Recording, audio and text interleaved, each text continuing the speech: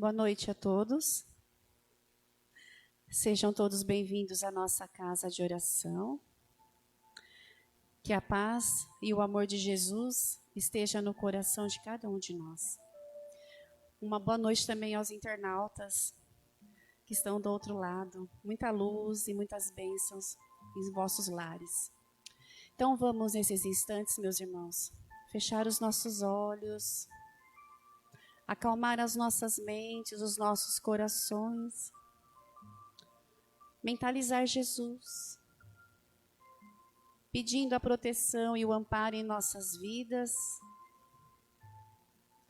Pedir também a Maria, Mãe de Jesus, nossa Mãe, que nos envolva com o seu manto sagrado, o seu manto de luz, as nossas vidas, os nossos caminhos.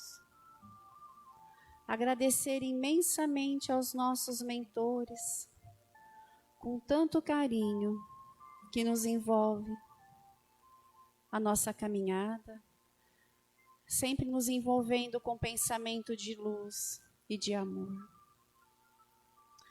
Vamos pedir a Jesus e ao mentor do nosso irmão Mauro Furuta que o auxilie em mais um evangelho. Que assim seja.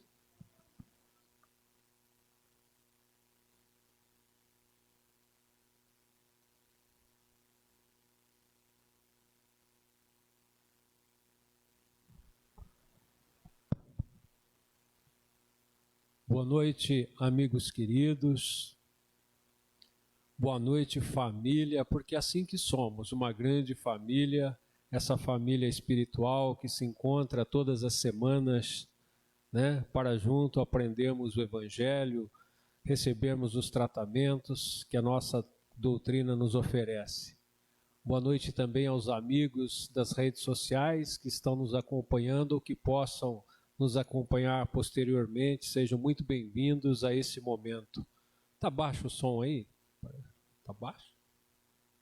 Bom, subir? Subir um pouco.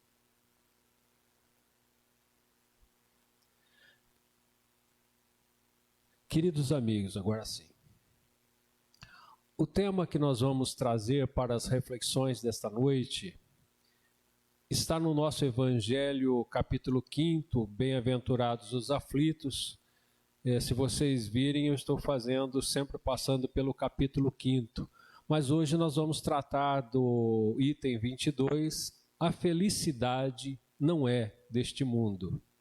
Eu vou ler um trecho aqui na íntegra desse item 20, do nosso Evangelho segundo o Espiritismo, que diz assim: não sou feliz, a felicidade não foi feita para mim. Exclama geralmente o homem em todas as posições sociais. Isso, meus caros filhos, prova melhor do que todos os raciocínios possíveis a verdade dessa máxima do Eclesiastes: a felicidade não é deste mundo. Então, queridos amigos, iniciando esse item do nosso Evangelho segundo o Espiritismo, os amigos espirituais fazem uma menção aqui ao Eclesiastes. Então eu fui buscar em Eclesiastes, embora não é muito comum a gente fazer leitura do Velho Testamento, mas eu fui buscar aqui, já que eles fazem menção ao Eclesiastes, para melhor nós entendermos o contexto do Evangelho, principalmente que é o início. Então esta é uma fala de Salomão, né? Isso está em Eclesiastes 2, capítulo 4, 11, aqui no nosso Evangelho não menciona esses capítulos. Vejam bem e tentem entender o que Salomão tenta nos passar e até imaginar o que ele narra, né? A sua situação. Olha o que diz Salomão: lancei-me a grandes projetos, construí casas e plantei vinhas para mim. Fiz jardins, pomares e nele plantei todo tipo de árvore frutífera. Construí também reservatórios para irrigar meus bosques verdejantes. Olha que bacana, imagine, né? Construiu reservatórios para irrigar bosques verdejantes. Comprei escravos e escravas e tive escravos que nasceram em minha casa. Além disso, tive também mais bois e ovelhas que todos os que vieram antes de mim em Israel. Ajuntei para mim prata, ouro, tesouros de reis e de províncias. Servi-me de cantores e cantoras, e também de um harém as delícias dos homens. Tornei-me mais famoso e poderoso do que todos os que vieram em Jerusalém antes de mim, conservando comigo minha sabedoria. Não me neguei nada que os meus olhos desejaram. Essa fala é forte, né? Não me neguei nada que meus olhos desejaram. Não me recusei a dar prazer algum ao meu coração. Na verdade, eu me alegrei em todo o meu trabalho. Essa foi a recompensa de todo o meu esforço. Contudo, quando avaliei tudo o que minhas mãos haviam feito e o trabalho que eu tanto me esforçara para realizar, percebi que foi tudo inútil. Foi correr atrás do vento. Não há nenhum proveito no que se faz debaixo do sol. Eu confesso que eu não conhecia essa citação de Salomão, se me lembro vagamente. Então, queridos amigos, já inicia os amigos espirituais reforçando, né, essa máxima da Eclesiastes: fora da caridade não há salvação. E quando aqui, veja que Salomão fala nas entrelinhas, ele não fala a felicidade não é deste mundo, mas nas entrelinhas ele diz, porque ele foi o mais poderoso, ele conseguiu tudo, ele tinha tudo, ele não se negou a nada, mas ele resume que tudo isso não valeu nada. Ou seja, nada que se faz aqui tem essa importância. Então ele coloca também a felicidade não é neste mundo, né? E o Evangelho segundo o Espiritismo vai usar essa referência, reafirmando essa máxima da Eclesiastes. E quando também vai dizer no Evangelho segundo o Espiritismo, talvez sim por essa situação, se a gente seguir esse item, ele vai dizer que nem o poder, nem a riqueza, nem a jovialidade, nem essas três condições juntas são certeza de felicidade. Haja visto que citou Salomão aqui com tudo isso, né? Então, se nós olharmos, podemos até interessante, aqui nós temos Velho Testamento, nós vamos ter Jesus, que vai falar, meu reino não é deste mundo. Jesus vai falar nas bem-aventuranças. Aliás, toda a pregação de Jesus é em cima disso, na vida futura, na felicidade futura e não na vida presente, né? Não ajunteis tesouros, né, na terra. Enfim, toda a pregação de Jesus também é em cima da felicidade, não é deste mundo. E nós vamos ter também no Espiritismo, né? E o Espiritismo, então, vem dar luz a esse entendimento, quando já inicia falando há muitas moradas na casa do meu pai, que já foi tema também de nossos estudos aqui. Quando o Espiritismo vai trazer luz, falando da nossa condição do nosso planeta, analisando que nós viemos de mundos primitivos, hoje planeta de provas e expiações, para depois o de regeneração, depois mundos ditosos ou felizes. Olha, nós estamos no provas e expiações, ainda falta o de regeneração, que estamos um pezinho nele, para depois ditosos e felizes, aí angelicais. Claro que não é uma marcação absoluta, mas é para a gente entender a classificação. Então, por esse entendimento também, o Espiritismo vai trazer luz nesse entendimento que ainda nesse planeta onde nós habitamos, a felicidade plena não é deste mundo, né? Se nós olharmos sobre qualquer ótica fora da fora da área filosófica, fora da religiosidade, se a gente olhar de uma forma simples, vamos entender observando a nós mesmos e aos outros. Quantos momentos temos de felicidade que de repente nos é surpreendido por um momento de tristeza? Quantas pessoas nós conhecemos? Quantas vezes conosco mesmo acontece? Quem pode garantir o quê, né? Às vezes a gente está numa situação feliz e de repente somos pegos de surpresa e caímos em uma situação infeliz. Então, nem todas as condições, nem beleza, nem riqueza, nem poder, situação alguma pode nos poupar de qualquer momento por estarmos nessa condição de provas e expiações. Se nós retornarmos, então, nessa visão do capítulo 20, que nem a reunião de todos esses poderes é sinal de felicidade, opa, então nós perdemos a necessidade do orgulho. Por que então tanto orgulho? Tanto orgulho com as nossas conquistas pessoais, com o nosso estado que encontramos, se de repente podemos perdê-lo a qualquer segundo, até a nossa vida. Por que tanto orgulho de nossa parte, conosco mesmo, se isso pode nos ser tirado a qualquer situação? Porque essa não é a nossa vida verdadeira. Estamos aqui para expiar nossas faltas, para aprender, para a sublimação do nosso espírito e chegar a condições até de mundos celestes. Então, por que do nosso orgulho? Se nós analisarmos bem, e a inveja, às vezes invejamos tanto, talvez se esse rei Salomão estivesse hoje aqui, ele seria uma pessoa invejável, né? Quem não gostaria de ter o que ele disse aqui, rei Salomão? Mas ele mesmo narra que isso não valeu de nada. Ou seja, não adianta, às vezes, o que nós dedicamos toda a nossa força, nossas energias para conquistar coisas que não é a verdadeira felicidade. É uma suposta felicidade. E efêmera, transitória, porque pode acabar a qualquer segundo. Eu vi uma colocação interessante de Haroldo Dutra, que ele disse que um amigo definiu felicidade em uma fórmula matemática. Eu achei interessante.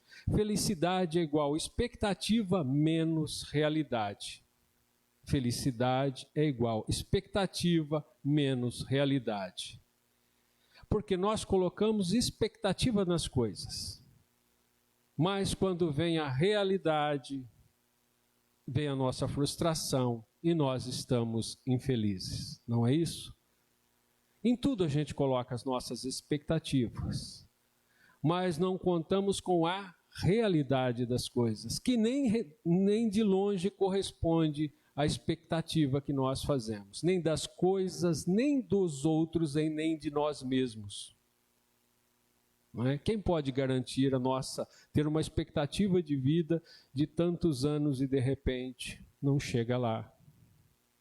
Né? Expectativa de um negócio. Eu vou fazer isso, produzir tanto, vender por tanto, vou obter um lucro de tanto. Amém, achei o negócio, de repente o mercado corresponde diferente. Então a realidade nem sempre corresponde à nossa expectativa. Então, é uma colocação, até parece engraçada, é matemática, mas é por aí, né? Quando a gente coloca muita expectativa e a gente depara com a realidade,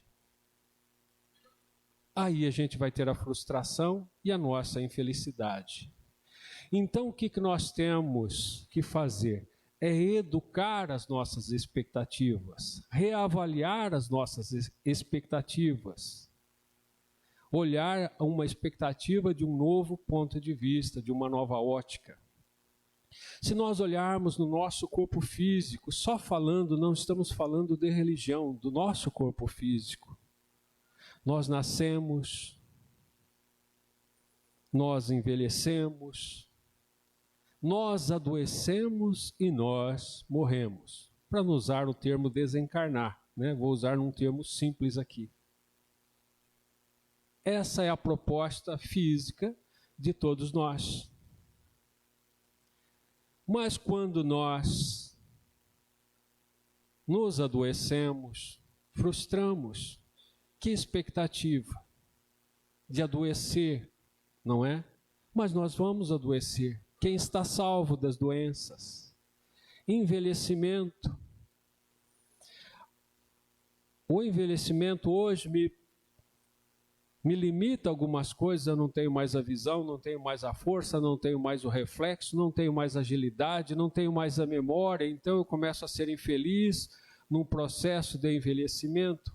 Mas esse não é o processo natural de todos os nós? Que expectativa a gente estava colocando para o nosso envelhecimento? E a beleza? Perdi minha beleza da jovialidade. Para quem foi belo, né? Enfim. Eu não sou mais aquele garoto, aquela garota. Não, não é mesmo. Mudou, né? Qual é a expectativa? Será que ia ficar por quanto tempo? Então veja como às vezes nós concentramos até numa coisa que é natural, que é da existência humana, expectativas, falsas expectativas. E a morte? A morte nossa, ou a morte dos outros, das pessoas que amamos. Quem é que vai pôr na sua expectativa que de repente vai perder um familiar querido em tenra idade? Ninguém. Mas pode acontecer? Pode. Quem está salvo? Ninguém. Ninguém. Mas a gente pode criar essa expectativa para um filho, para nós mesmos. E veja que interessante que Jesus já vai nos falar na primeira aparição para Maria de Magdala, quando ele aparece para ela, o que é esse primeiro testemunho de Jesus? A vida continua. Acabaram de crucificar Jesus, depois ele reaparece para ela e dizendo, ó eu aqui. Ou seja, a vida continua. O Espiritismo, então, vem dar luz a esse assunto com a maior clareza, trazido pelos próprios Espíritos, que a vida continua. Por isso que dizem que o Espiritismo assassinou a morte, né? Então é claro que em determinado tempo, pode ser antes, pode ser depois, pode ser eu na frente, pode ser eu depois, a gente vai deixar os nossos entes queridos, primeiro ou depois, né? Mas a morte não existe. Mas nós também criamos expectativas em relação a isso, que pode nos proporcionar tristezas enormes.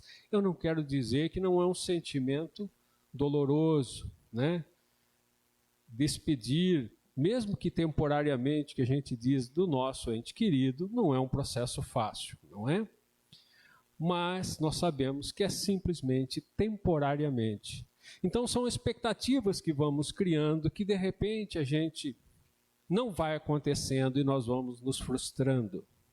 Se olharmos para esse entendimento dessa falsa felicidade ou dessa felicidade que aspiramos, temos algumas chagas. O primeiro é o materialismo, o imediatismo.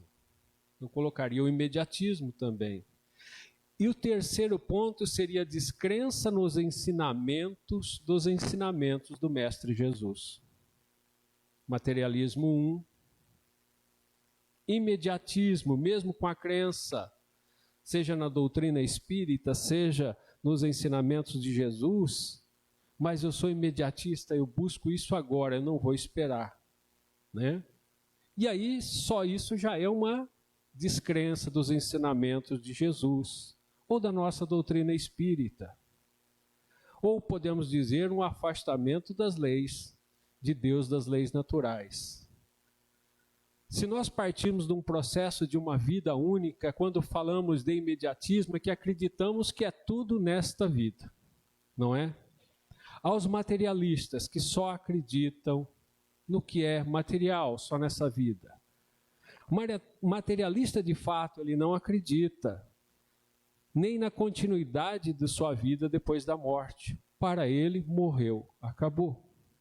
Então, até para um materialista, ele vai fazer toda a sua força, todas as suas energias para que tudo dê certo nesta vida. Outra oportunidade ele não vai ter. E nem responsabilidade de seus atos. Mas é claro que não vai acontecer tudo do jeito que ele imagina. Infelicidade para ele também, não é? Outro é aqueles que acreditam na existência da alma, do espírito depois da morte, não antes. Ele acredita na sua vida única terrena, como a maioria das crenças cristãs, né? Salvo as reencarnacionistas, é claro. Eles acreditam nesta vida, mas acreditam na continuidade de sua alma. Aí eles vão ter que entender Jesus quando Jesus diz: bem-aventurados os que sofrem, que serão consolados, os que têm sede de justiça, que serão saciados. Eles só não vão entender por quê, não é? Mas o Espiritismo já vem trazer luz a esses porquês, que é a doutrina do Consolador, que vem esclarecer agora com maior clareza o porquê. Então nós temos para nós espírita todo esse consolo, todos os esclarecimentos. Agora nós somos conhecedores que temos vidas pregressas, passadas, vida atual, presente e vida futura.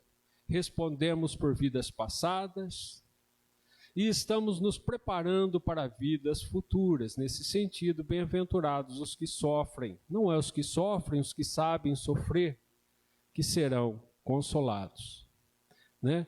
E que a felicidade não é deste mundo, haja visto a condição do nosso planeta Terra, que é um planeta de provas e expiações. Mas há também entre nós espíritas, e eu me incluo muitas vezes nisso, mesmo com esse conhecimento, a gente também, mesmo tendo a certeza que o processo é assim, a gente se comporta como se essa vida fosse a única vida que a gente tem. Com todo o conhecimento que a doutrina nos proporciona, nós espíritas, às vezes, ou muitas vezes, agimos como se essa fosse a única vida. Aí eu entro naquele processo de ai de mim, coitadinho de mim, não é? Vocês já falaram assim? Talvez não admitam, mas às vezes a gente pensa, né? Ai de mim, coitadinho de mim, não é? Ignorando todo o ensinamento que a doutrina nos explica a respeito, acerca da felicidade, que ela não é deste mundo, né? Por quê? Quando colocamos todo o entendimento que é nessa vida, eu passo também a ser materialista, passo a ser imediatista. Então eu vou buscar, de certa forma, todos os prazeres ou toda a suposta felicidade que eu julgo ser felicidade para esse momento. Ignorando todos os avisos do Mestre Jesus e já partindo desde a época já de Salomão e agora a doutrina espírita recentemente para nós. Olha que interessante. Então nós precisamos educar as nossas expectativas. Por exemplo, buscar projetos. Se nós somos eternos não, imortais, buscar projetos imortais. Quais são os projetos que verdadeiramente, então, se as coisas materiais são efêmeras, o que devo buscar para a minha vida que vai contribuir para o meu projeto de eternidade, de futuro, que já começo a gozar dessa felicidade agora aqui? Segundo ponto, não lutar contra o processo de purificação. Às vezes eu não aceito bem as vicissitudes que a vida me oferece, mas estou me esquecendo, como espírita que sou, que esses são processos de purificação. E eu estou sofrendo.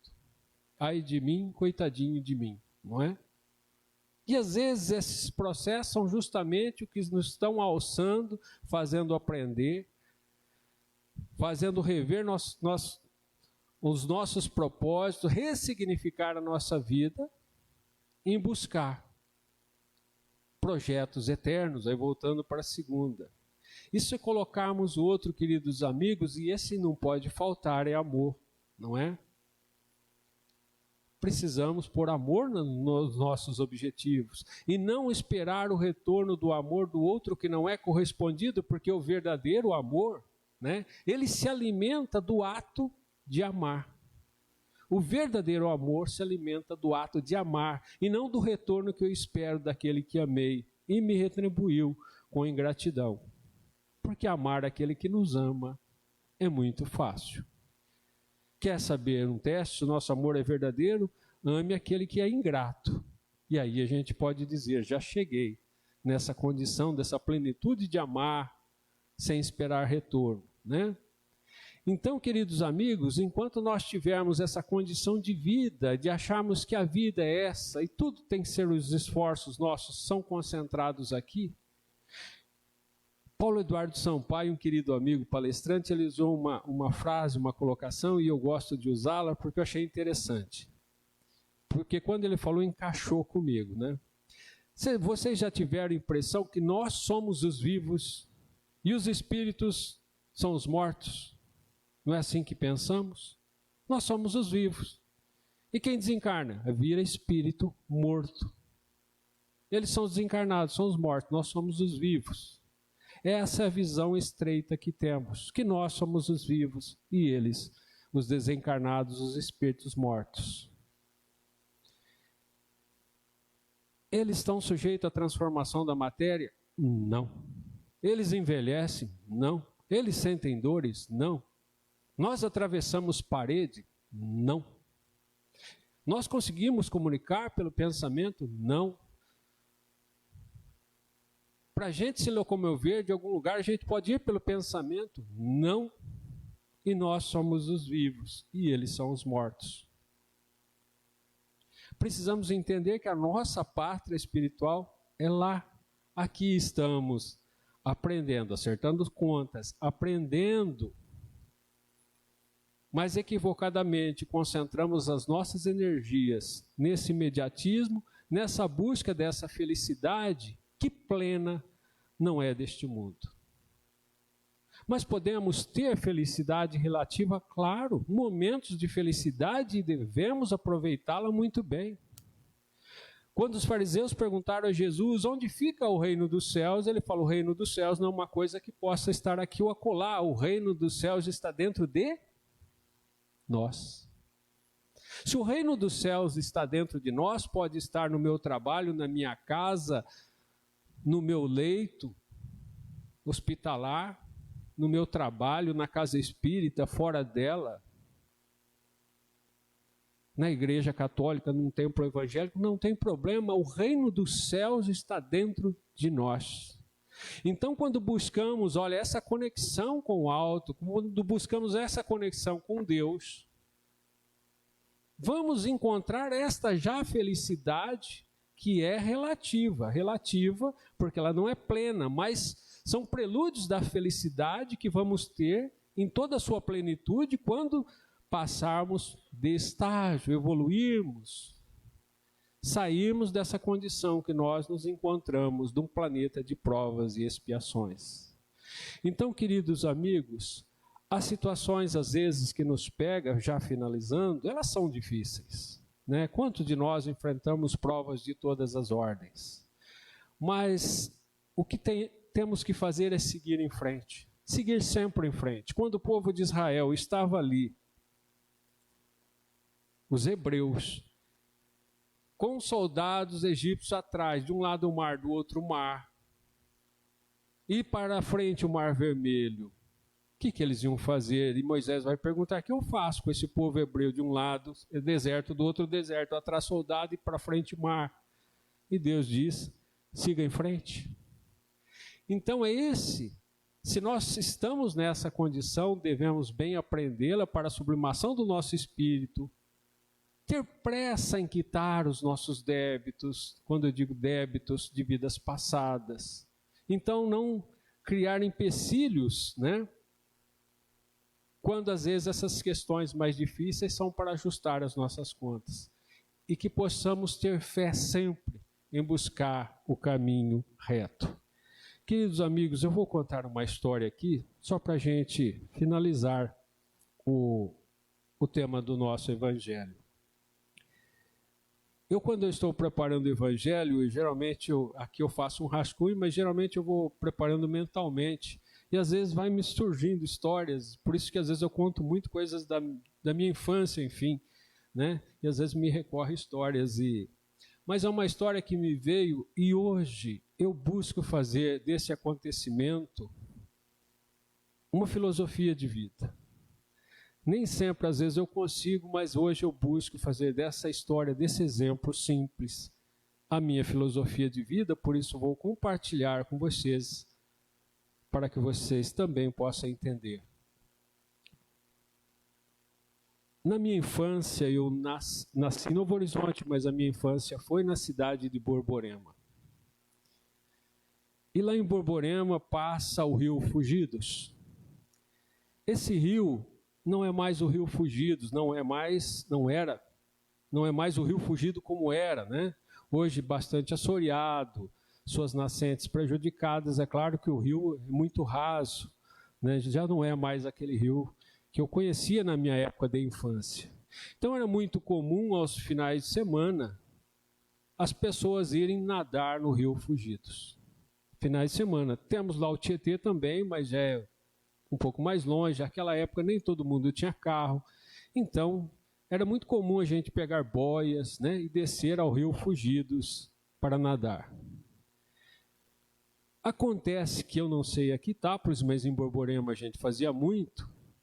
A gente tinha um hábito de nadar escondido, né? Já tinha o termo, nadar escondido, escondido era da mãe. Porque se pedir, ela ia falar, quem é que vai olhar? É o pai de um amiguinho. Se fosse com o pai, podia. Mas dia de semana não é pai que ia levar, então, sozinho não ia deixar, a gente ia para o rio sozinho, nadar escondido, né? Tínhamos o hábito, não sei aqui, mas lá a gente tinha de nadar só, a gente falava naquela época nadar só de zorba, né, que era a cueca. Depois que terminávamos, a gente torcia bem, depois dava uns safanões assim, né, no ar, ficava girando, para secar, para vestir, né, para a mãe não perceber. Tinha uns que passavam terra no corpo, para chegar sujo, porque os meninos daquela época brincavam na terra, então tinha as técnicas nossas lá. Mas eu vou chegar a um ponto. Havia uma parte do rio que ela era funda, o rio não era muito largo, mas tinha uma parte funda e uma parte rasa. Estava eu e o meu amigo Ditinho. Eu não sei se a nossa querida irmã Marinês está aqui, mas o Ditinho é o irmão dela. Hoje eu entreguei o Ditinho, né? O dito do panfleto, meu querido amigo Ditinho, morava em Borborema assim como eu. Então estávamos só nós dois. Num dia de semana e eu salto a parte funda do rio, nado e vou à margem. O Ditinho disse assim, eu vou onde você está. E eu disse, Ditinho, você não sabe nadar. E ele disse, mas eu sei mergulhar. Eu vou atravessar essa parte funda mergulhando e chego onde você está. Eu pensei, tem lógica, mas é perigoso, né? E assim o Ditinho fez. Ele veio correndo, saltou o barranco, saltou de mergulho na parte funda do rio. E vai surgir justamente na parte funda do rio. Quando eu vi, o Ditinho já estava em apuros ali. Como eu estava perto, sem nenhuma técnica de salvamento, sem nenhum preparo, por um instinto de amizade, eu não sei, eu parti ao encontro do meu amigo Ditinho. Eu falei, eu conheço o rio, eu nado, eu posso, sei lá, né? Eu posso tirar ele daqui. O que eu não esperava é que quando eu encontrei o Ditinho, ele se agarra em mim com tanta força como um gato querendo escalar uma árvore. Ele subia mais alto que a minha cabeça. Ele prendeu meus braços, eu não podia nadar, porque ele prendeu com os braços e pernas. Ele travou, tamanho era o medo. Então, nós afundamos. Mas ele ainda ficava um pouco com a cabeça para cima, mas eu afundei. Toquei o chão do rio, dei um impulso e subi, ganhei altura de novo. E eu percebi naquela situação que eu não podia nadar. Mas eu percebi também que a própria corredeira do rio ia lentamente nos tirando, levando nós dois. Se eu conseguisse manter, pelo menos, seja saltando, seja mexendo as pernas, eu não poderia tirá-lo, mas a correnteza ia acabar fazendo o serviço. E como nós conhecemos o rio, eu sabia que depois daquela curva, o rio ia ficando mais largo e ali o rio ia começar a ficar mais raso. Eu teria que resistir por alguns metros, talvez. E assim eu fiz. Fui dando meus saltos, e um pouco bebendo água, um pouco ele, nós fomos ali levando. Eu não me apavorei, confesso, até que passou a curva do rio. Como esperado, o rio começa a ficar mais raso e nós dois saímos do rio e até eu com as águas nas canelas, o Ditinho continuava agarrado em mim. Eu nunca vou esquecer a expressão do olho dele de assustado, né? O tamanho ele ficou assustado.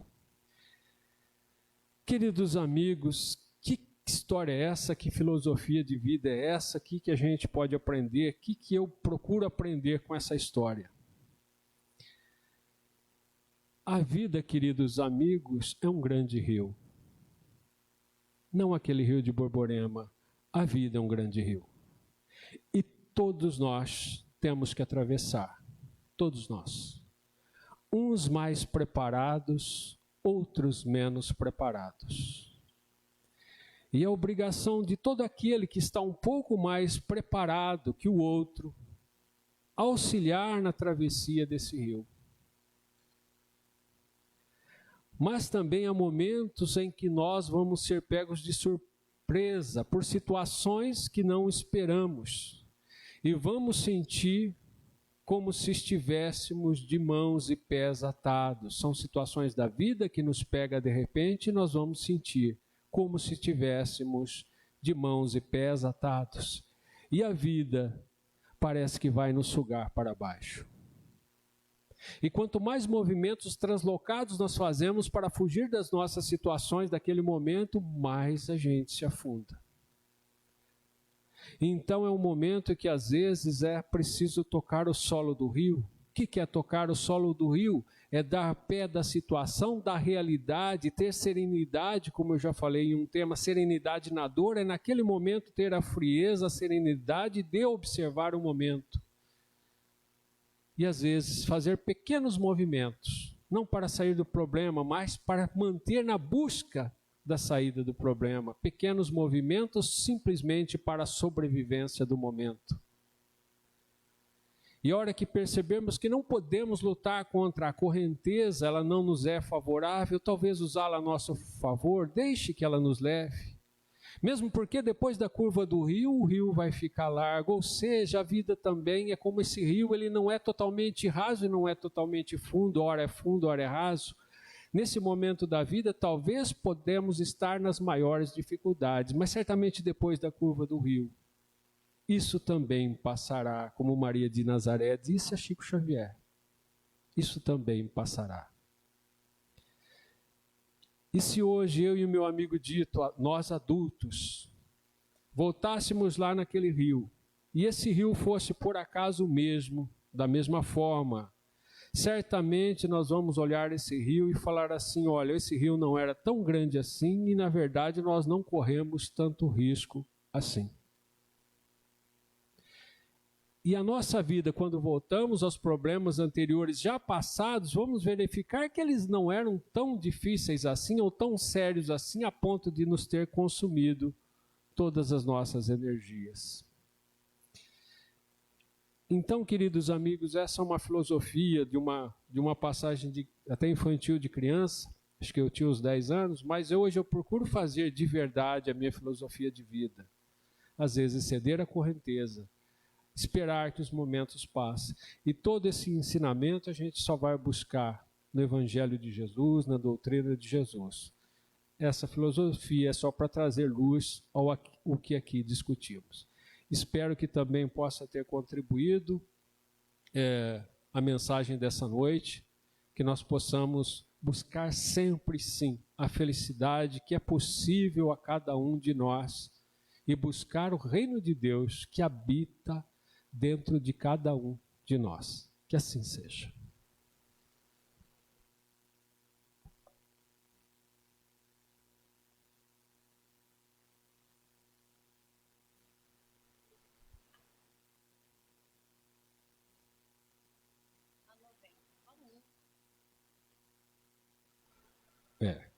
Enquanto os nossos irmãos se preparam para os trabalhos da continuidade, nós vamos fazer os sorteios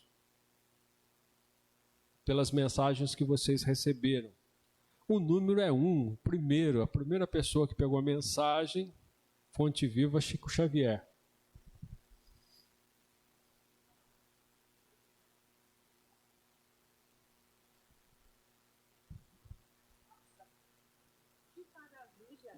Muito obrigada. 38. 38. Sempre tempo de recomeçar.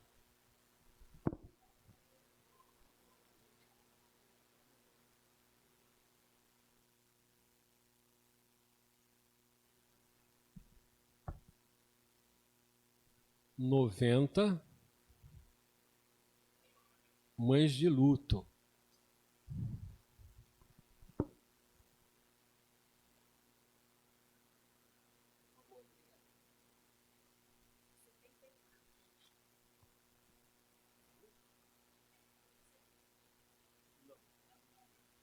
Setenta e quatro.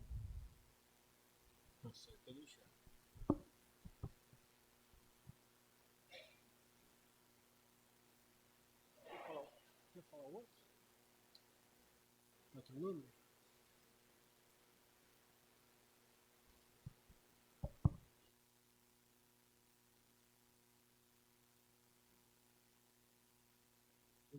Número 15.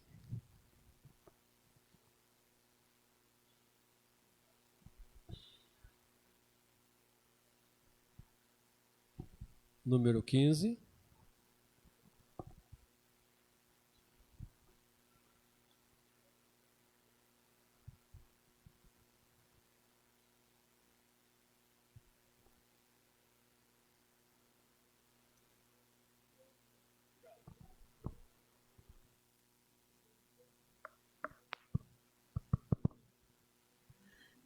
Então vamos, mais uma vez, meus irmãos, fechar os nossos olhos, agradecer esse lindo evangelho de ensinamento em nossas vidas, né?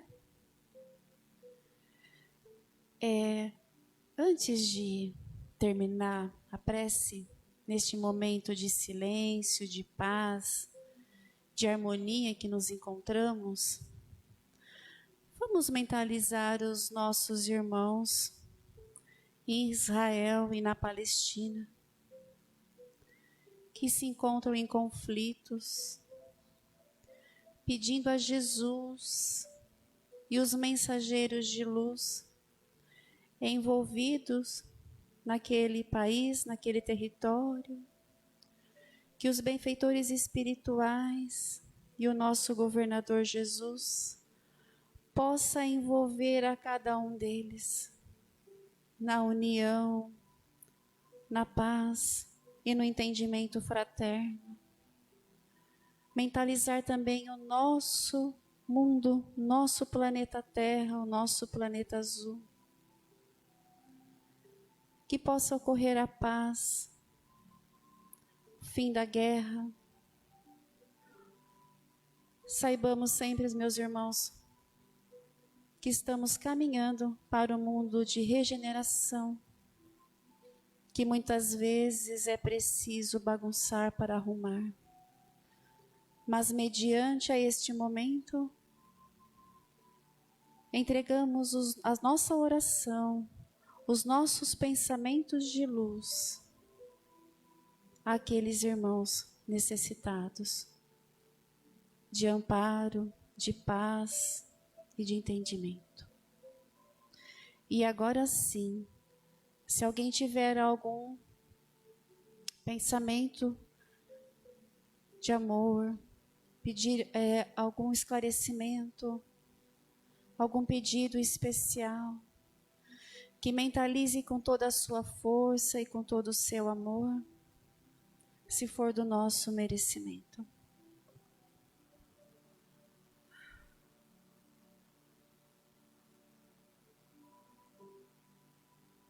Rezemos juntos a oração que Jesus nos ensinou. Pai nosso, que estais no céu, santificado seja o vosso nome. Venha a nós o vosso reino. Seja feita a vossa vontade, assim na terra como no céu. O pão nosso de cada dia nos dai hoje. Perdoai as nossas ofensas, assim como nós perdoamos a quem nos tem ofendido. E não nos deixeis cair em tentação, mas livrai-nos do mal. Que assim seja, assim será. Que Jesus nos abençoe a todos e que na próxima quarta-feira possamos estar juntos.